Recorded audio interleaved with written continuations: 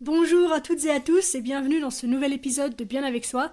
Je suis absolument ravie de vous retrouver aujourd'hui pour un épisode qui, je l'espère, vous apportera une nouvelle perspective sur un sujet que je considère comme fondamental et qui est la gratitude. La gratitude est souvent perçue comme une simple pratique, un exercice quotidien de reconnaissance pour ce que nous avons, mais aujourd'hui nous allons aller au-delà de cette compréhension que je trouve superficielle pour explorer ce qu'est vraiment la gratitude, comment elle peut transformer notre vie et surtout comment elle peut nous mener vers un état de paix intérieure ou ce que j'aime appeler l'équanimité. Dans cet épisode, nous parlerons donc de la différence entre la gratitude superficielle et la gratitude profonde.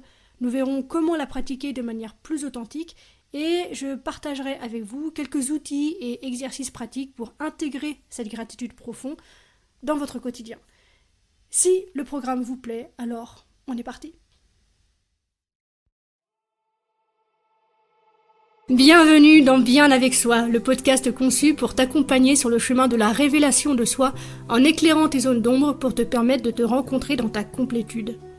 Je t'invite à un voyage intérieur où le slow coaching, l'équanimité et la force intérieure sont au cœur de chaque étape.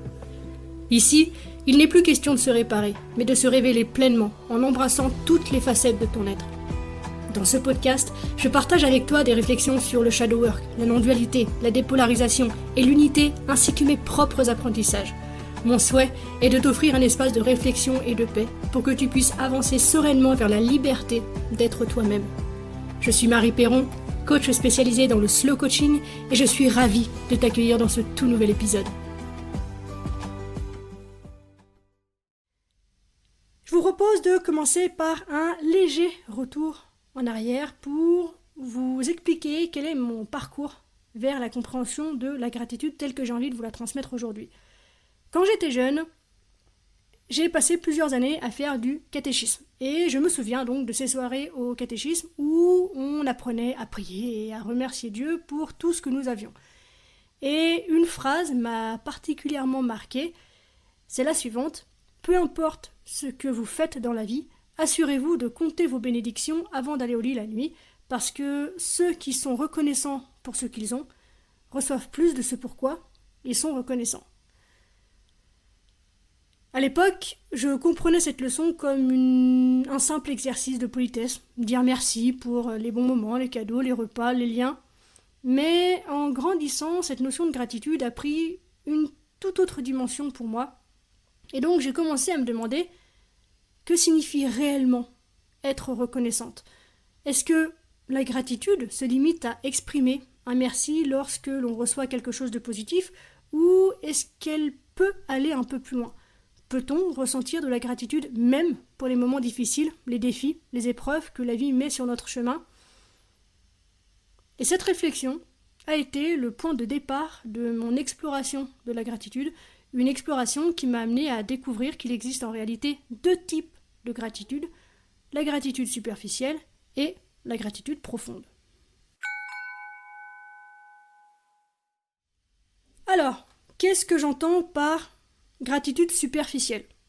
Eh bien, c'est cette forme de gratitude que nous exprimons souvent par habitude, ou voire même par réflexe. Par exemple, lorsque quelqu'un nous rend service, ou nous fait un compliment, ou nous apporte quelque chose dont nous avions besoin, eh bien, on dit automatiquement merci. On répond à cet acte, à cet élan vers nous, par un automatique merci. Cette gratitude-là est une réaction à un acte perçu comme positif, un acte qui soutient nos valeurs, nos besoins, nos désirs. Cette forme de gratitude est très étroitement liée à notre cerveau limbique, en particulier à l'amygdale.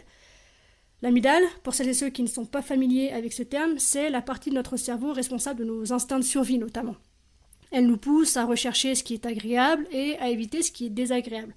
Ainsi, lorsque nous recevons quelque chose de positif, notre amygdale s'active et nous ressentons une gratitude superficielle, donc immédiate et instinctive. Mais cette gratitude est-elle vraiment profonde? A-t-elle réellement un impact sur notre fonctionnement et sur le regard que nous portons sur la vie? Est-elle suffisante pour nous transformer, pour nous apporter la paix intérieure que nous recherchons toutes et tous? Eh bien, personnellement, je ne le pense pas. Et c'est là que la gratitude que je nomme profonde entre en jeu. La gratitude profonde est différente. Elle ne se contente pas de réagir au moment de soutien ou de plaisir, elle va bien au-delà de ça, en reconnaissant les deux côtés d'une situation, le positif et le négatif, le soutien et le challenge. C'est une gratitude qui émerge lorsque nous sommes capables de voir la totalité d'une expérience sans la juger et sans la diviser en bon ou en mauvais. Maintenant que nous comprenons mieux la différence entre la gratitude superficielle et la gratitude profonde, la question est la suivante. Comment pouvons-nous pratiquer cette gratitude profonde au quotidien ? Il y a quelques années, j'ai découvert une méthode qui a transformé ma vie. Cette méthode consiste à prendre un moment chaque soir pour réfléchir aux événements de la journée, non seulement aux moments agréables, mais aussi aux moments difficiles. Je prends un carnet et je note deux choses. D'abord, ce pourquoi je suis reconnaissante aujourd'hui, et ensuite ce que ces événements m'ont appris, même les plus difficiles. Au début, c'est un exercice qui n'est pas si simple, parce qu'il est naturel de vouloir éviter les moments douloureux, de ne pas vouloir les revisiter, de ne pas vouloir même en apprendre quelque chose et, par ce biais, les rendre positifs quelque part. Mais j'ai appris que c'est précisément dans ces moments-là que la gratitude profonde peut se manifester. Puisqu'en regardant ces événements sous un autre angle, en cherchant à comprendre ce qu'ils m'ont apporté, j'ai commencé à ressentir une gratitude qui allait bien au-delà de la simple reconnaissance des bons moments. Je te donne un exemple concret. Il y a quelques mois, j'ai traversé une période très difficile sur le plan personnel. J'avais l'impression que tout allait de travers, que rien ne se passait comme je le voulais. J'étais frustrée, j'étais en colère, j'étais déçue, j'en pouvais plus. Mais en prenant tout de même, dans cette période, le temps chaque soir de réfléchir à ce que ces événements difficiles m'apportaient, j'ai réalisé qu'ils étaient en fait des opportunités de croissance, des occasions d'apprendre, de m'améliorer, de devenir plus forte, de faire du tri dans ma vie, de me soulager et bref, de me libérer. C'est cette prise de conscience qui m'a permis de transformer ma perception de ces événements et de ressentir une gratitude profonde pour eux. Une gratitude qui m'a apporté une paix intérieure, cette fameuse équanimité, une sérénité, en fait, que je ne connaissais plus depuis longtemps. Personnellement, je trouve fascinant de voir à quel point la pratique de la gratitude profonde peut avoir un impact non seulement sur notre esprit, mais aussi sur notre corps. Des études d'ailleurs ont montré que lorsque nous ressentons de la gratitude, notre cerveau libère des neurotransmetteurs comme la dopamine ou encore la sérotonine qui sont liés au bien-être et à la satisfaction. Mais il y a plus que cela. Lorsque nous pratiquons la gratitude profonde, nous activons une partie de notre cerveau, qu'on appelle le cortex préfrontal médian, qui est responsable de notre prise de décision, de notre réflexion et de notre contrôle émotionnel, notamment, entre autres. C'est ce qu'on appelle, plus globalement, le centre exécutif de notre cerveau. Lorsque ce centre est activé, nous sommes moins susceptibles de réagir de manière impulsive à nos émotions, et au lieu de cela, nous prenons le temps de réfléchir, d'analyser, de comprendre. En bref, nous sommes plus présents, plus conscients, et nous avons un meilleur contrôle sur nos actions et nos réactions. Cette activation du centre exécutif est l'un des principaux avantages de la pratique de la gratitude profonde. Elle nous permet de passer d'un état de survie, où nous réagissons instinctivement à nos émotions, à un état de prospérité, où nous sommes capables de réfléchir, de planifier et de vivre de manière bien plus intentionnelle. Et donc, pour vous aider à intégrer cette pratique dans votre quotidien, j'aimerais vous proposer quelques exercices, 3 en l'occurrence, simples mais puissants pour développer cette fameuse gratitude profonde. Le premier, je pense que tu l'as compris, je vais t'inviter à toi aussi avoir un carnet de gratitude équilibré. Ce que je t'invite à faire avec ce carnet, c'est que chaque soir, juste avant d'aller te coucher, parce que je trouve important et intéressant de pouvoir aller se coucher avec à l'esprit ce qui s'est bien passé, donc de pouvoir alléger l'esprit, alléger la conscience, alléger le cœur aussi, de tout ce qui a pu nous frustrer dans la journée, grâce à cet exercice. Donc, chaque soir, prenez 5 minutes pour écrire au moins 3 choses pour lesquelles vous êtes reconnaissant. Et 3 choses difficiles qui vous ont appris quelque chose dans la journée. Ce qui fait 6 choses notées au total. Donc, 3 choses pour lesquelles tu es reconnaissant. Si je réduis vulgairement cette notion, 3 choses qui t'ont apporté du plaisir, qui t'ont apporté de la joie aujourd'hui, et 3 choses que tu as vécues de manière plus difficile et pour lesquelles tu peux tirer des bénéfices pour toi, pour ce qui est important pour toi. Pour chacune de ces 6 choses que tu notes dans ton carnet, essayez de voir les deux côtés de chacune de ces 6 situations et cherchez à comprendre comment ces expériences, même négatives, ont contribué à votre croissance. Et pour ceux qui sont un peu plus courageux, qui auraient envie d'aller un tout petit peu plus loin, je vous invite à voir également les inconvénients des choses pour lesquelles vous avez de la reconnaissance. Pourquoi ? Le but, c'est pas de réduire à néant tout ce qui vous fait plaisir, de rendre négatif tout ce qui vous fait plaisir, pas du tout, mais c'est à nouveau d'avoir un regard équilibré sur les choses, puisque, on l'a vu tout à l'heure, on a un fonctionnement dans le cerveau, notamment au travers de l'amygdale, qui a tendance à aller vers le plaisir et à fuir ce qui semble être douloureux. Donc, si dans ce que vous reconnaissez comme ayant servi vos valeurs, donc ce que vous reconnaissez comme étant positif pour ce qui est important pour vous, vous risquez de développer une addiction pour ces formes-là de réponse de la vie. Et donc, dans le futur, vous allez chercher un peu plus de ces choses-là en oubliant tous les inconvénients qui peuvent apparaître à l'exercice de ces choses-là. Et donc, le déni sur ces inconvénients vont générer de la frustration, de la colère, de l'incompréhension, du jugement peut-être à votre égard, alors que ces situations que vous avez jugées consciemment comme bonnes au départ ne sont rien de plus que des situations que vous avez consciemment jugées bonnes au départ, alors qu'en fait ce ne sont rien de plus que des expériences équilibrées, avec autant d'avantages que d'inconvénients. Et c'est cet équilibre qui vous permet d'avancer dans la vie avec un regard qui est complet et donc de ne pas vous laisser glisser ni d'un côté ni de l'autre, mais de plutôt avancer avec sérénité sur un chemin où, au lieu d'aller de déséquilibre en déséquilibre, eh bien vous apprenez à marcher droit. Donc pour faire simple, parce que c'était une explication assez longue, n'est-ce pas ? Premier exercice, un carnet de gratitude. Chaque soir, vous prenez 5 minutes pour écrire 3 choses pour lesquelles vous êtes reconnaissant et 3 choses pour lesquelles vous avez vécu plus de difficultés, mais pour lesquelles vous êtes prêt à reconnaître qu'elles vous ont apporté quelque chose. Le deuxième exercice que j'ai envie de vous proposer, c'est la méditation de gratitude. Pour ça, très simplement, je vous invite à vous asseoir confortablement, à fermer les yeux et à vous concentrer d'abord sur votre respiration. Vous prenez 3-4 respirations amples par le nez, pour lesquelles vous essayez de suivre le chemin de l'air qui passe à travers vos narines, dans votre gorge, jusqu'à vos poumons, peut-être même jusque dans le bas du ventre, et puis qui ressort, avec la chaleur à la fin qui ressort des narines. Bref, soyez présent, soyez conscient. Imaginez que vous respirez de la gratitude.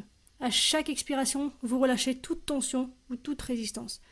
Visualisez les personnes, les événements, les expériences pour lesquelles vous êtes reconnaissant et ressentez cette gratitude dans tout votre être.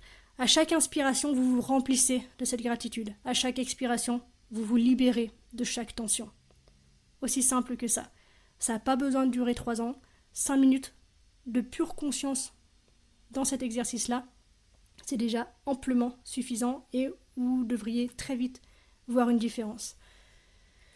Et enfin, troisième et dernier exercice que j'ai envie de vous proposer aujourd'hui, c'est la réflexion du matin. Donc cette fois, avant de commencer votre journée, donc quand vous avez ouvert les yeux, que vous avez fait le petit pipi qui va bien, que vous avez ouvert votre fenêtre et que vous avez fait votre lit, prenez un moment pour réfléchir à ce que vous allez vivre aujourd'hui. Anticipez les défis, mais au lieu de les redouter, cherchez une nouvelle fois à comprendre ce qu'ils pourraient d'ores et déjà vous apporter, puisque de cette façon-là, comme je l'ai expliqué tout à l'heure, eh bien, vous allez pouvoir affronter ces exercices proposés par la vie de manière stable, de manière équanime, de manière sereine, puisque vous aurez anticipé, et en plus de cela, vous serez déjà conscient de ce que ça peut vous apporter. Donc en fait, vous avez tous les pouvoirs en main. Préparez-vous en fait simplement mentalement à accueillir les deux côtés de chaque situation que vous allez vivre aujourd'hui, ce jour-là, avec une gratitude équilibrée. Alors, je vous vois venir, ces exercices peuvent sembler extrêmement simples et probablement qu'une grande partie d'entre vous se diront « Non mais je connais déjà, non mais je l'ai déjà fait l'année dernière, ça marche pas ». Ok, j'entends. Mais le vrai dev perso, c'est pas ce que vous savez, c'est ce que vous faites. Donc, il y a moult exercices dans le cerveau de chacun et chacune d'entre nous qui sont extrêmement simples et qui sont d'une puissance et d'une efficacité absolument redoutables. Mais, comme on l'a fait à la va-vite sur le coin d'un cahier comme ça, entre deux rendez-vous, ou pour parfois même uniquement dans notre tête sans rien sortir, on se dit qu'on a déjà essayé, on se dit qu'on a déjà testé et on s'est convaincu que ça ne marchait pas. Mais c'est pas ça, mettre en place une action. Mettre en place une action, c'est programmer, réserver du temps pour les mettre en place et les mettre en place sur une durée suffisamment longue pour pouvoir en tirer une conclusion. Peut-être qu'effectivement, au bout d'un moment, vous allez vous rendre compte que ces exercices-là, ressentir de la gratitude profonde, équilibrée, c'est pas pour vous, c'est pas pour tout de suite peut-être que vous y reviendrez dans quelques semaines, mois, années, mais je vous invite à prendre cet engagement vis-à-vis de vous, de mettre en place les choses. Puisque, encore une fois, ces exercices peuvent sembler extrêmement simples et ils le sont. Il n'y a aucune complexité dans ce que je vous propose de mettre en place. Mais leur pouvoir, leur réel pouvoir, réside dans leur répétition. Rappelez-vous, un grand pouvoir implique de grandes responsabilités. Si vous voulez pouvoir expérimenter l'immensité de ce pouvoir-là, la responsabilité vous revient. Plus vous les pratiquez, plus ils deviennent une seconde nature et plus vous êtes capable de ressentir cette gratitude profonde dans tous les aspects de votre vie. On arrive déjà à la fin de cet épisode, merci du fond du cœur de l'avoir écouté jusqu'au bout. J'espère qu'il t'a plu, si c'est le cas, n'hésite pas à me le faire savoir et à m'encourager en mettant 5 étoiles et un commentaire sur ta plateforme d'écoute. Les témoignages et les interactions, ça m'aide simplement à rendre le podcast visible et donc disponible à un plus grand nombre de personnes. Ça ne te coûte rien et c'est vraiment super important pour moi, donc merci infiniment pour ta contribution. Sache que si tu as envie d'aller plus loin sur les notions que j'aborde dans ce podcast, je propose des accompagnements de coaching, donc si cette voix t'appelle, sens-toi libre de me contacter, t'as tout ce qu'il faut pour ça dans la description, et nous verrons ensemble ce qu'il est possible d'accomplir. Voilà, on se retrouve très vite dans un nouvel épisode, d'ici là, prends soin de toi, sois reconnaissant envers la vie, et surtout n'oublie jamais que tu es la personne la plus importante de ta vie, et que de ce fait, tu mérites ce qu'il y a de meilleur. Je nous aime, à la revoyure.